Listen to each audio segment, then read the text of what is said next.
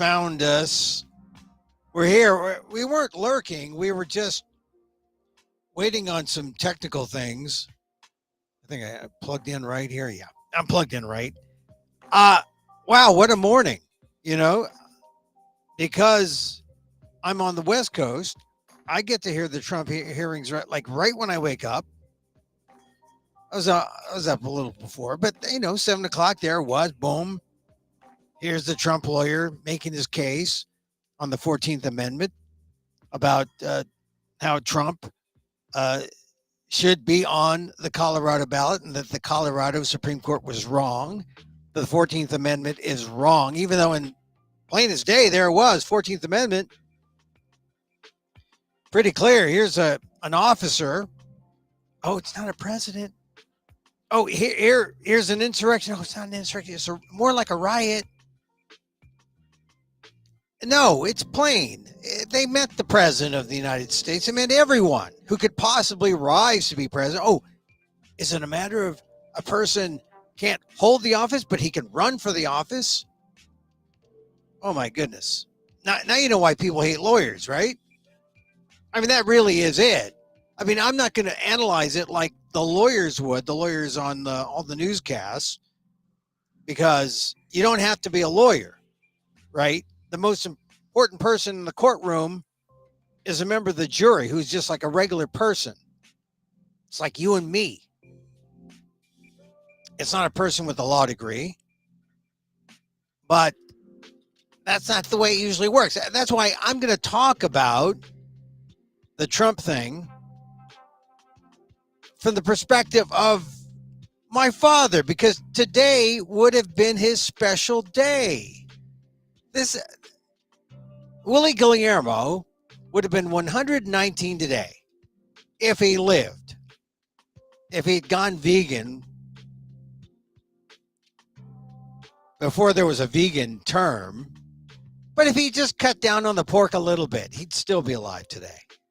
You kidding me? 119? Okay, maybe not. But I'm just saying, I'm looking at all these things, all the past Trump things, today's SCOTUS hearing, and I'm looking at the immunity ruling by the circuit court or the appellate court, the DC appellate court. I'm looking at all that today through my father's lens, because that's democracy. And today's his birthday, and I'll go into some other things why I'm thinking about my dad. I'm also going to talk about the case that everyone's talking about now. Robert Hur, he's the special prosecutor who was looking into Joe Biden's document hoarding in the garage with his locked up Corvette or whatever. It's not so good. It's not so good, but it's still, we're in this realm now where everyone is going to believe their thing, and it's going to be hard to get at the truth and to get at that compromised position. Well, I think that's what we saw in the SCOTUS hearing today, when you saw the two of the liberal justices wasn't as definitive about Sotomayor's position, but I wouldn't have seen her as, being necessarily pro-Trump, but I did see Justices Elena Kagan and Ketanji Brown Jackson in their questions seeming to be, I guess the best word is skeptical about Colorado's finding that Trump should be off the ballot because of the 14th Amendment. And mostly because of practical terms, that the 14th Amendment, well, okay, you say he's off of Colorado, but is that going to hurt all the other states? Or are you going to make all the other states sue to figure out who's qualified, who's not qualified? I mean, it just didn't seem good to me as I was watching it. And so I'm going to talk about it in terms of my father today, because I'm going to try to honor him. Let's see, what else are we going to talk about? Talk about the Hur bit, Hur and Biden. We're going to talk more about the Shine Challenge and all the stuff that I'm doing coming up in my performance life. But now let's go to my column, which I wrote for the ALDEF blog, aaldef.org/blog, the Asian American Legal Defense and Education Fund. And I call it Citizen Willie versus Citizen Trump because, well, there's Citizen Trump. No man is above the law, right?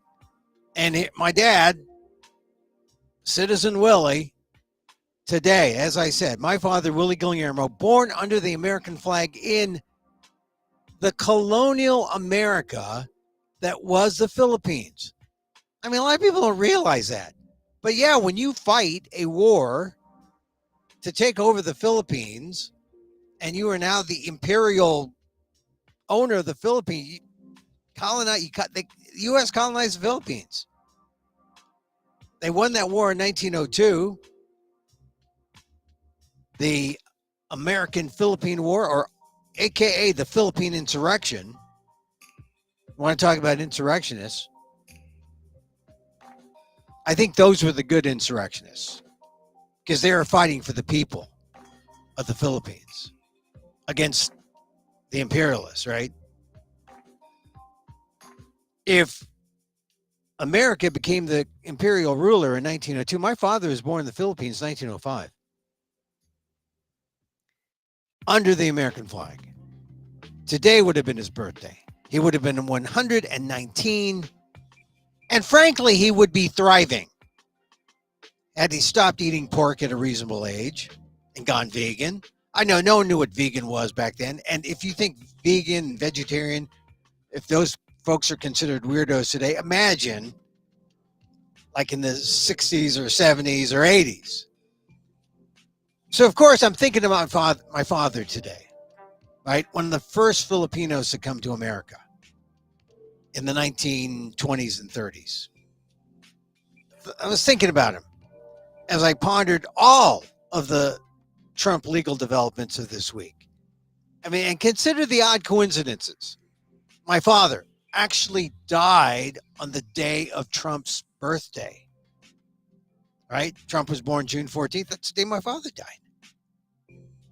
So I'm curious. I mean, all right, this is kind of in the realm of astrology and well, no, it's just coincidence. But if you're sensitive to all these things, you say, wow, this kind of coincidence, is it really? So my father actually died on the day of Trump's birthday. Would Trump's political life die at a Supreme Court hearing on my father's birthday? I'm wondering about that today. And of course, this week started with the appellate court ruling affirming the circuit court's finding that Trump is not immune absolutely from criminal prosecution for the events of January 6th.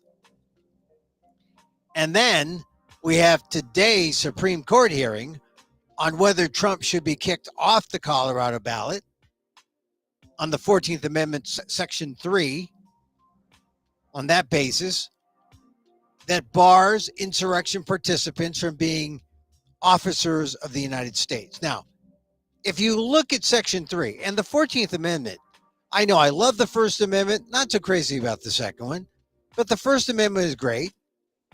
It's first for a reason. The 14th, it does some heavy lifting. It does equal protection under the law. It does birthright citizenship. It does, who would have known that it also had this provision, Section 3? And the language is, no person shall be a senator or representative in Congress or elector of president and vice president. Now, elector, like a member of the electoral college. So not president or vice president, but the elector of. So, a little hole there that someone can say, hey, this is what they mean. Nor can they hold any office, civil or military, under the United States or under any state who, having previously taken an oath as a member of Congress or as an officer of the United States, Funny, officer. What does it mean, officer? Is that like the president? No, why didn't they say president? Another hole that someone can like tap, tap, tap, try to bust this paragraph. Officer, why didn't they say public official? Or as a member of any state legislature, or as an executive or judicial officer of any state, support the Constitution of the United States, shall have engaged in insurrection or rebellion against the same, or given aid or comfort to the enemies thereof. So there's this long list of people that they qualify. They don't really define, but they say, if you support the Constitution of the United States, you can't engage in insurrection or rebellion against the same. So you have all these definition issues. Who are these people? All right, that's why, who's an officer of the United States? Why is that important? Because you got to define it. What's an insurrection or rebellion? And today, the Trump lawyer, Jonathan Mitchell, said, well, officer, we mean any appointed, but not an elected, which is what? No, it means an elective. You're talking about a member of Congress. You know, they're elected. So an officer of the United States only means appointed officials. See, when he said that, he lost me. But if you're for trying to get rid of this thing, you're thinking, oh, yeah, that's a way out. It means appointed, not elected. It means the president of the United States isn't covered under this.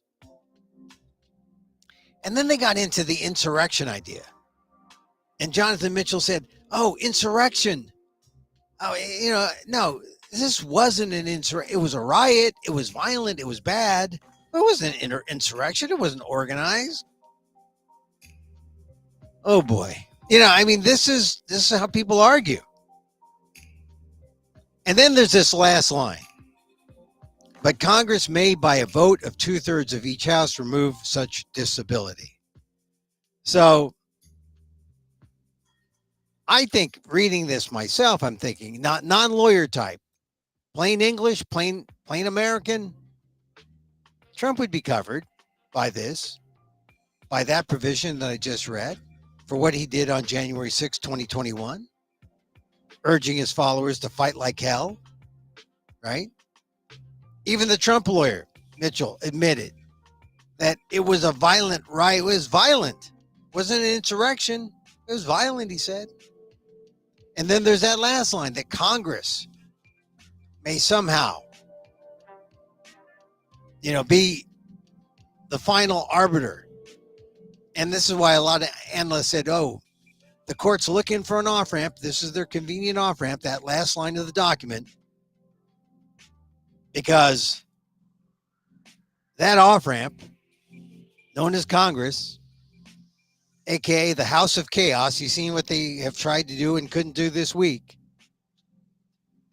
So here's the thing about my dad, because I'm looking at this also through my dad's eyes. My dad came here in the late 20s, 30s. He was a betting man. You know how some people say, well, if I were a betting man. My father definitely was a betting man. He preferred horses. But if he were living today, I'd switch him from that wretched, cruel sport to betting on SCOTUS decisions. It's just as unpredictable. And you might get a long shot. But I think, here's the thing. If he were listening in celestially to the hearing and handicapping the outcome, his ears would have perked when he heard pricked. His ears would have pricked when he heard the more liberal justices like Elena Kagan question whether an individual state could rule, like kick Trump off the ballot and impact all the others. Brings to the mind the issue, would that be fair or even democratic? And then my dad would wonder why his favorite justice of all. I know my dad would have loved Ketanji Brown Jackson. why wasn't she getting into the merits of the insurrection itself? Filipinos, I mean, that's their expertise. We know insurrection. Filipinos were the original insurrectionists, revolutionaries fighting against the U.S. imperial forces in 1899. I like to think that Filipinos can tell the good insurrectionists from the bad. So, no one brought it up. I mean, why wasn't there more discussion about the mob violence aided by guns and impromptu weapons like flagpoles to thwart the Capitol Police, enter the Capitol itself, and terrorize our elected officials? Just didn't come up as relevant. So the court is like making sure what they're deciding on is this little hole that they all can stand on. And if there's a hole, a little island that is small enough but big enough to hold all 9 of the justices, maybe they have a unanimous decision to throw out the Colorado court argument. Because if you look at it broadly, you'd have to say, wait a minute, what the heck are you talking about? Are you guys really looking for an off-ramp? And the off-ramp is this little tiny thing? So Judge Jackson, I'm sure my father would have been dismayed. She said it sounded to her like perhaps the 14th Amendment, Section 3, wasn't intended as a broad catch-all for all time, but that its original intent was limited to preventing Confederates of the South from rising again, and that was that. And if that was that, then that was that. And then you could say, well, Colorado has no relevance then. I mean, it's not the same thing. They weren't talking. Kagan and Jackson seemed to join the mostly conservative justices who questioned if it should even be the court's role, right, to decide, but rather Congress. So given the tone of the hearing, I bet, my dad would bet, that the Colorado Supreme Court's decision would be overturned.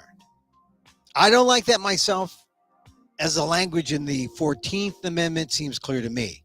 And I wouldn't exactly consider myself an originalist. But going this way on the Colorado case, to throw it out, allows the court to also reject the Trump immunity case, which I think the Trump folks are gonna try.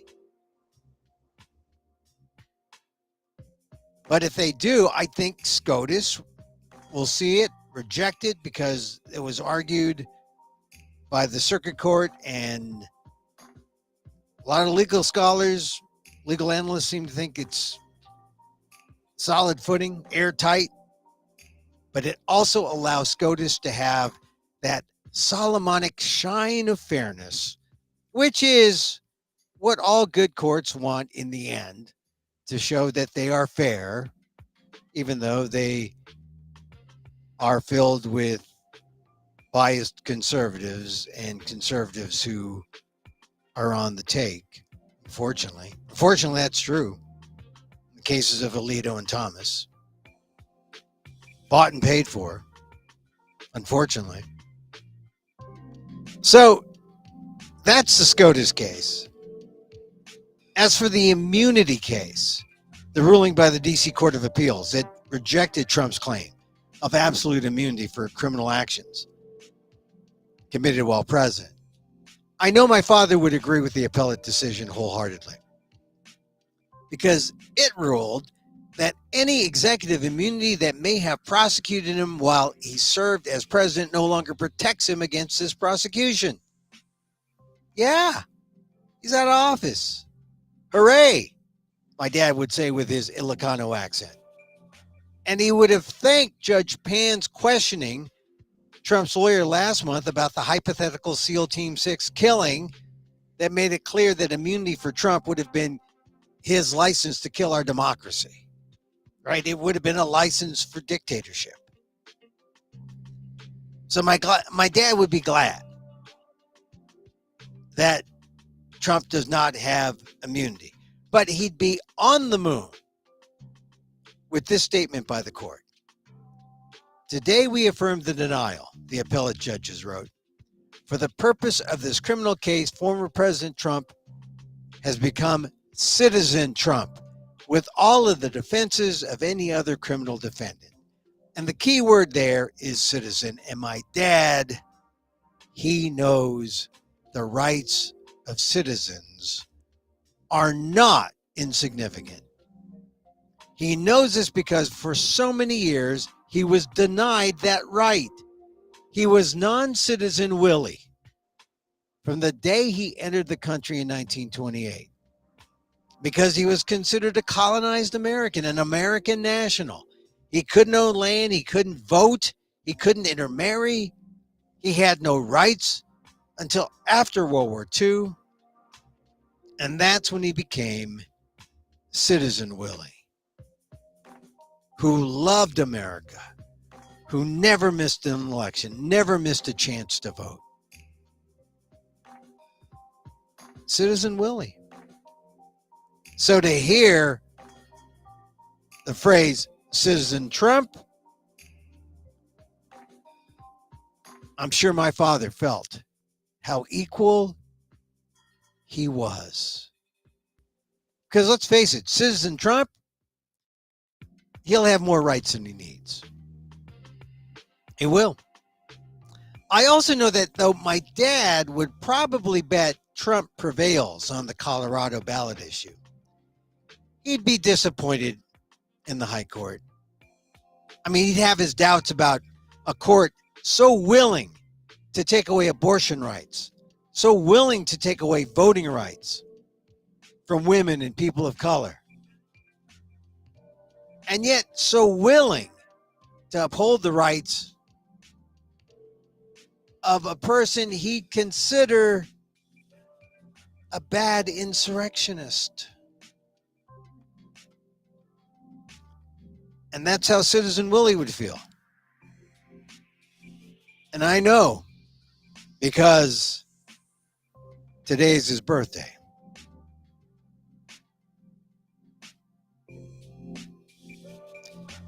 You know, so many things that my father went through in the 1920s and 30s. It's funny, it's all coming back.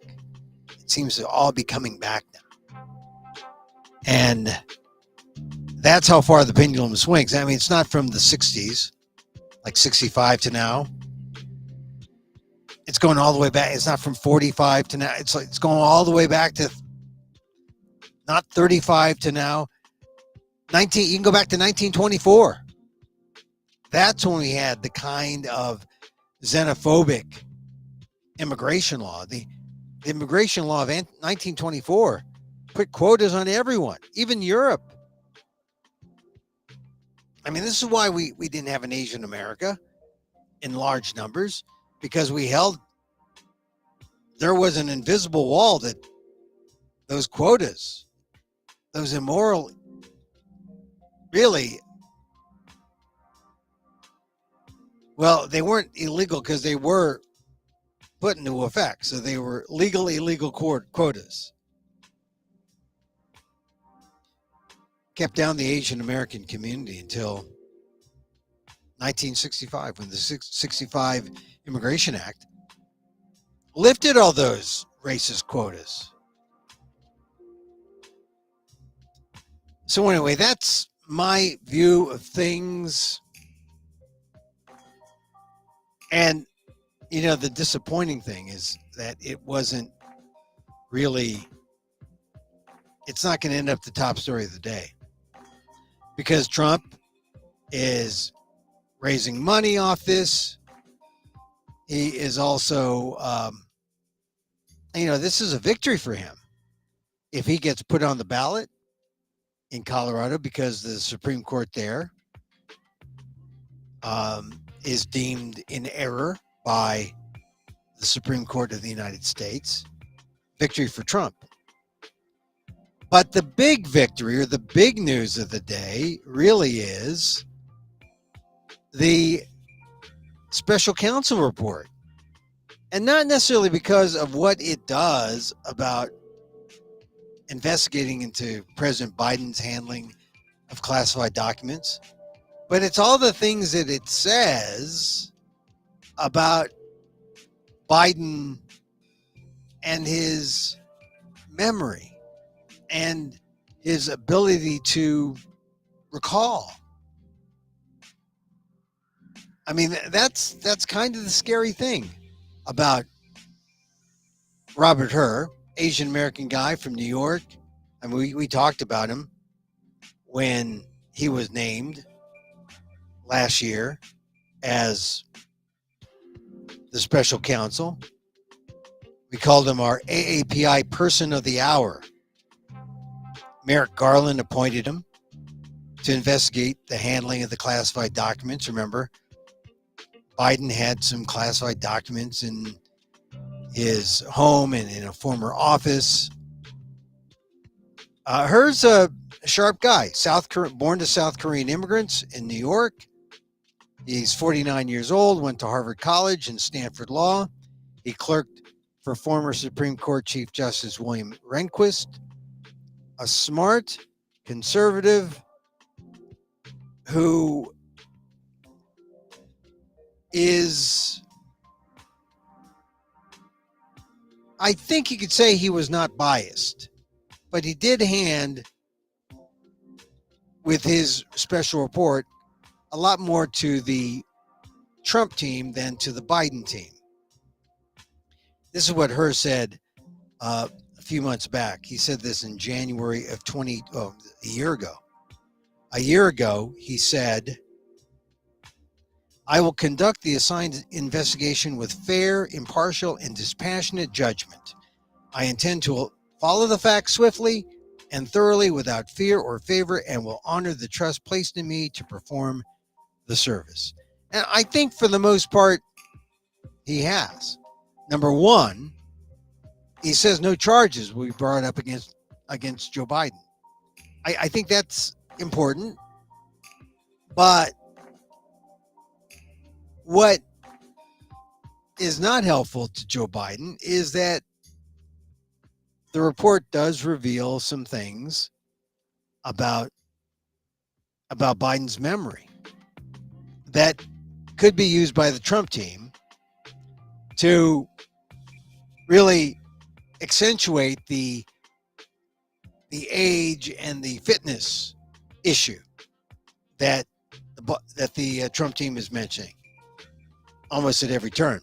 So the report said that, quote, Biden's memory also appeared to have significant limitations, citing Hur's interview with the special counsel's office, or citing Biden's interview with the special counsel's office and recorded conversations with his ghostwriter. Now that's kind of scary that Biden shared some of this information, top secret information, with a ghostwriter. Also, the report says Biden did not remember, even within several years, when his son, Beau, died. I don't know. I mean, I could see, precisely what year.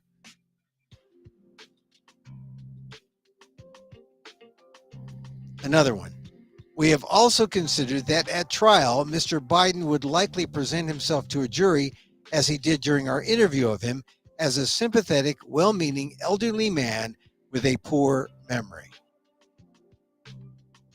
All right, so that's not great. If it's true, Biden's personal counsel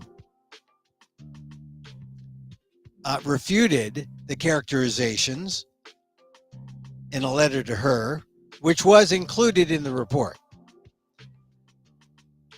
We do not believe that the report's treatment of President Biden's memory is accurate or appropriate. The report uses highly prejudicial language to describe a commonplace occurrence among witnesses, a lack of recall of years-old events. And frankly, I think that's true. I mean, Hur tried to do the right thing by saying, okay, I'm not going to go after Biden. I'm not going to press charges. But, oh, by the way, yeah, he has a lousy memory. Couldn't remember the, X, Y, and Z, kind of passive aggressive kind of thing. And as the Biden attorneys say, not true.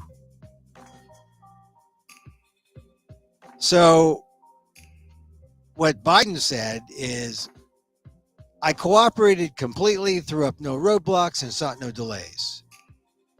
In fact, I was so determined to give the special counsel what they needed that I went forward with 5 hours of in-person interviews over 2 days on October 8th and 9th of last year, even though Israel had just been attacked on October 7th, and I was in the middle of handling an international crisis. I just believe that's what I owe the American people, as I could know no charges would be brought and the matter closed.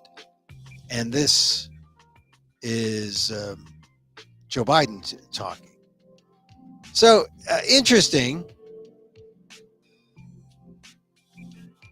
I don't know if it matters because, look, let's face it. If you are a pro-Biden supporter, you say, we'll handle it.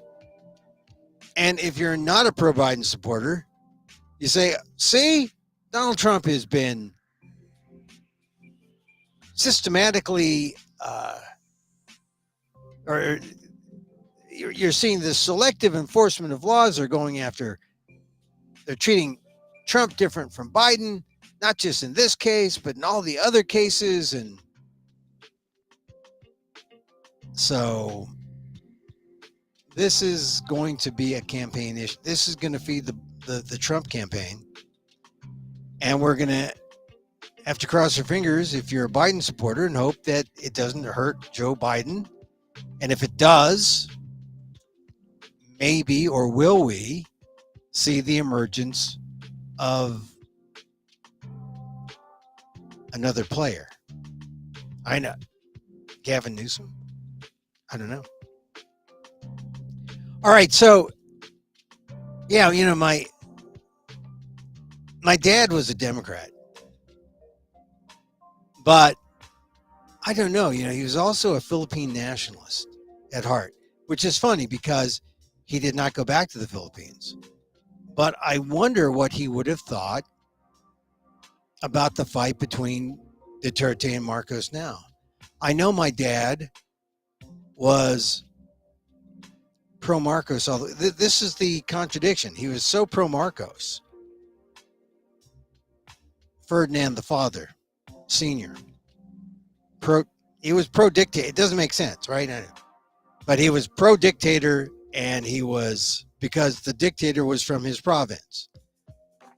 That's like saying, oh, I love Donald Trump because I live around the corner from Mar-a-Lago. He's my neighbor. It's that kind of thing. So I don't know. I don't know what's going to happen.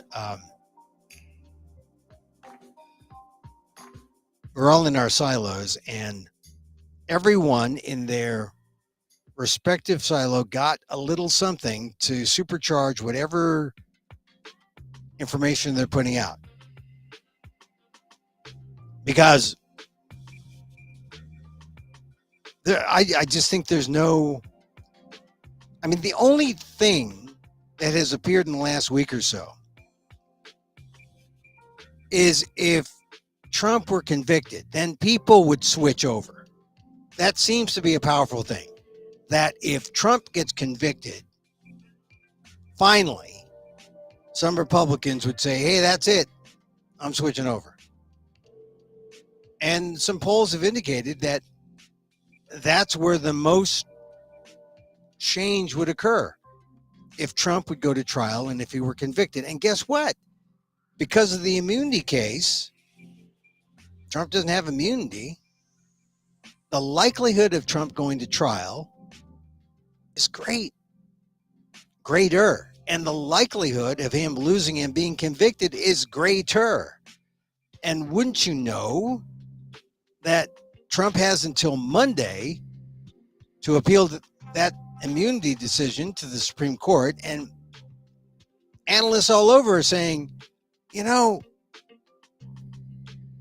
I don't think they want to hear that case. Not if it looks like they're going to go and reject the Colorado Supreme Court case and say Trump belongs on that ballot. So, more intrigue. More intrigue. I just know my dad, if he were alive, he would be torn. I think being a Fox News dad, he'd watch Fox News because I think part of him would like Trump if he sees Trump as a kind of Duterte type. But he's tried and true Union Democrat. That's why it's important that, you know, who's the UAW for? Who is the SEIU for? He'd be influenced by that. Anyway, today's his birthday. I remember my dad. He loved to gamble. He was not against hard work, but he was pro windfall. My dad was pro, gambling. He'd take a flyer, $2 on it. All right, make it $5. Let it ride.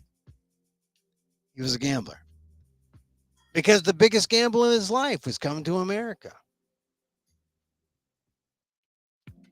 and it was not good. I mean, not from the 20s and the 30s and the 40s.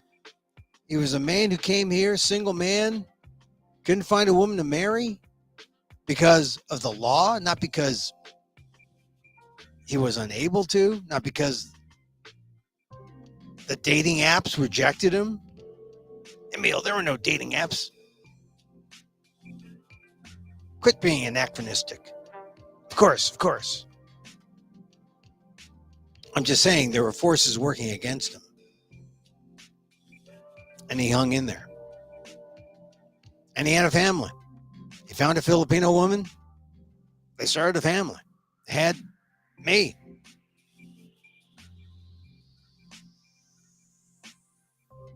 The fulfillment of his American dream. How about that?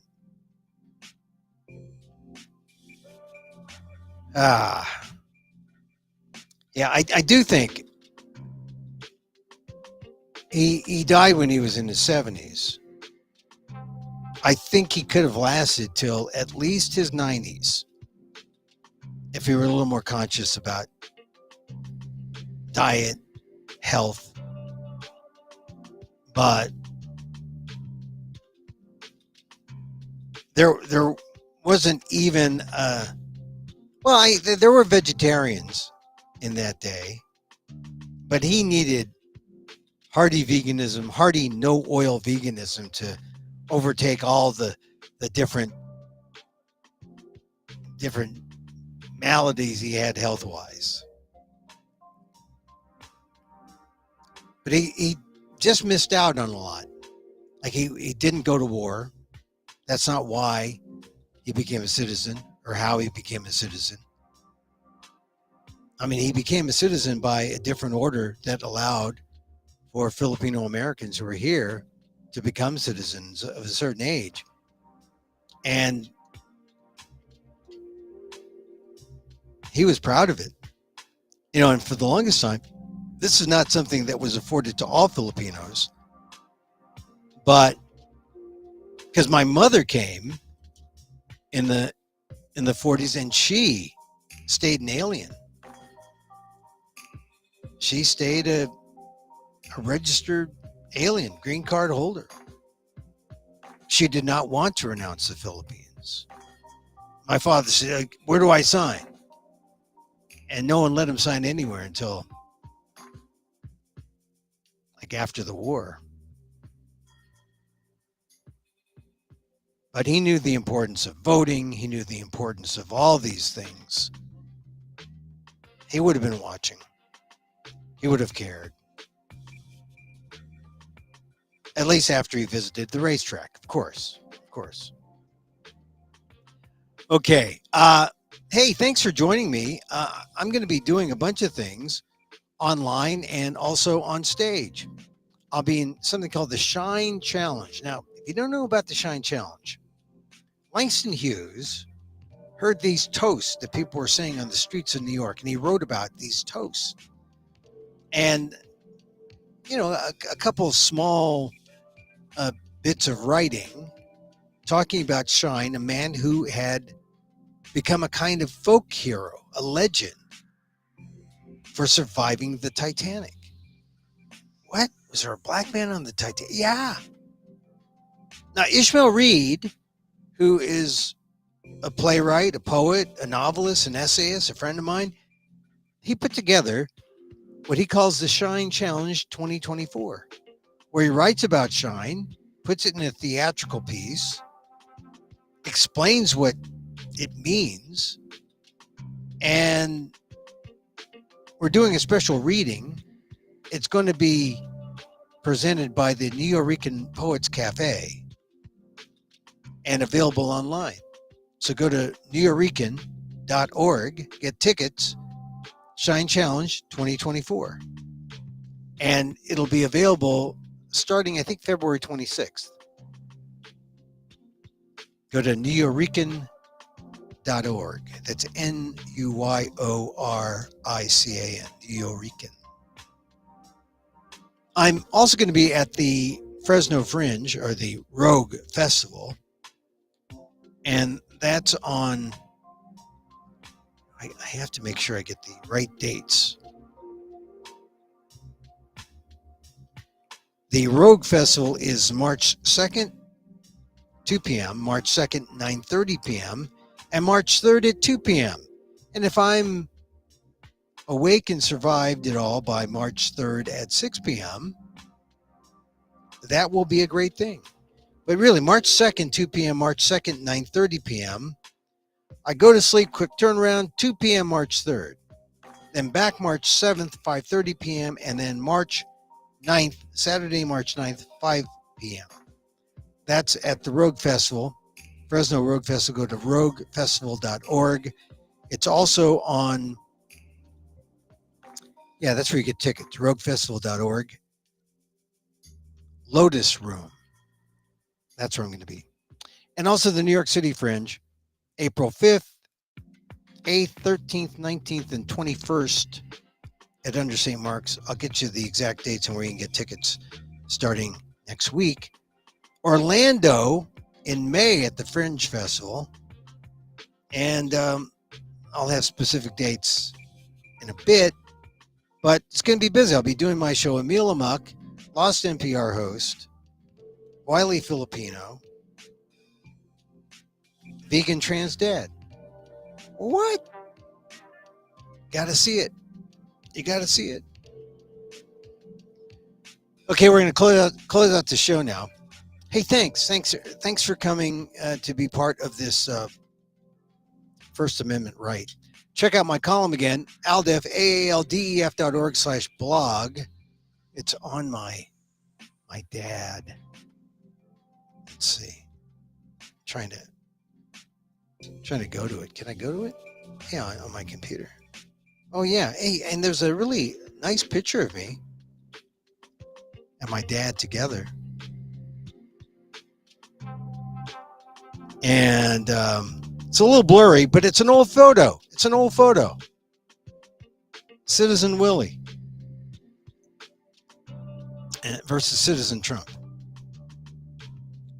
Okay, we like to close with a little loving kindness, just to ground ourselves, right? Loving kindness, it always tends to ground ourselves.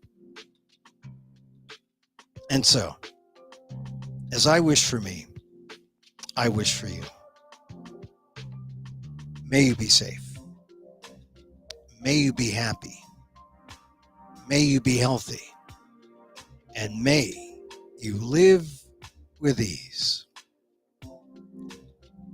Emil Guillermo here. Till next time. Mahal